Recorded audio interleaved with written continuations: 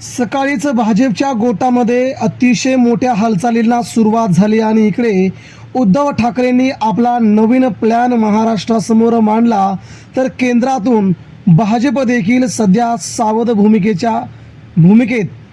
मित्रांनो, मुंबईमधून महाराष्ट्रातून एक मोठा पक्ष फुटण्याच्या उंबरठ्यावरती एका कॅबिनेट मंत्र्यांसह जवळजवळ 25 ते 27 आमदार मोठा निर्णय घेत आहेत.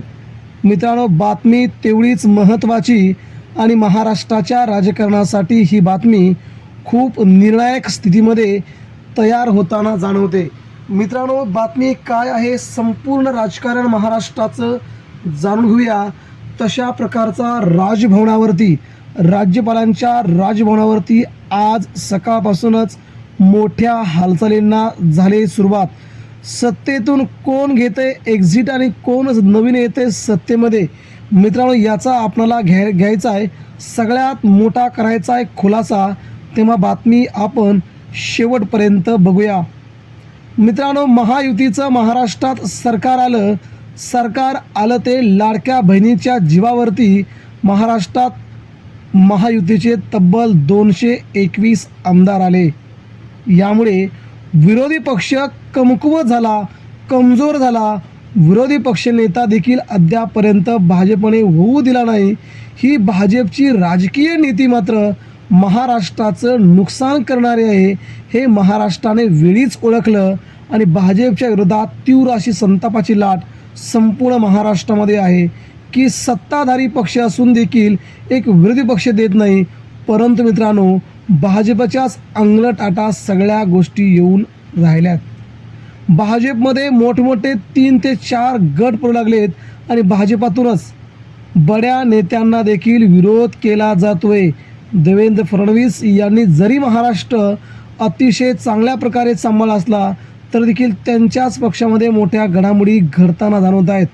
दुसरीकडे मित्रांनो, उद्धव ठाकरे यांच्या दृष्टिकोनातून महत्त्वाची बातमी म्हणजे मित्रांनो की ठाकरेंच्या शिवसेनेला पुन्हा एकदा नवीन आयाम मिळतोय, नवीन राजकीय भवितव्य मिळतंय आणि राजकीय भविष्य मिळतंय.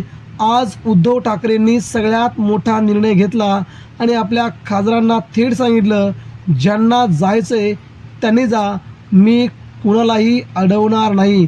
अडवून जर ठेवायचं असेल तर इथे राहून तुमचा फायदा नाही, असं थेट खुलं चॅलेंज त्यांनी आपल्या आत्ता निवडून आलेल्या खासदारांना केलं आहे. मित्रांनो, त्याही पलीकडे आपण जर आता पाहिलं गेलं तर महाराष्ट्राच्या राजकारणामध्ये आता बड्या मोठ्या घडामोडी घडू लागल्या आहेत. मागील 3 महिन्यापूर्वी जेव्हा सुप्रीम कोर्टामध्ये शिवसेनेच्या बाबतीतली सगळ्यात मोठी लढाई जेव्हा सुप्रीम कोर्टाच्या समोर आली, तेव्हा सुप्रीम कोर्टाच्या सरळ न्यायाधीशांनी म्हटलं आहे, पुढील 3 महिन्यामध्ये ठाकरेंच्या शिवसेनेचा हा निकाल कायमस्वरूपी संपवायचा आहे आणि हा निकाल पुढील 3 महिन्यामध्ये द्यावाच लागेल, असे थेट आदेश सुप्रीम कोर्टाने काढले. आणि महाराष्ट्राच्या राजकारणामध्ये शिंदे गटात एका प्रकारची हलचल आता उडाली असून मित्रांनो, कॅबिनेट मंत्री, आमदार, माजी आमदार आणि माजी खासदार यांना आता मात्र राजकीय भवितव्य शोधण्याची तयारी त्यांनी सुरू केली असून ठाकरेंशिवाय आपल्याला राजकीय पुनर्वसन करणारा नेता महाराष्ट्रात कुठंच नाही, हे त्यांनी आता ओळखलं आणि आपली पावलं त्यांनी आता मातोश्रीच्या दिशेनं चालवली आहेत.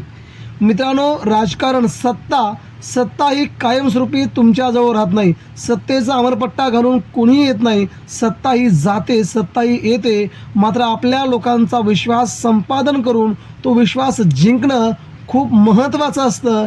हीच एक चूक आता उद्धव ठाकरेंना सोडणाऱ्या 40 आमदारांनी आणि 13 खासदारांनी ती चूक करून ठेवली होती.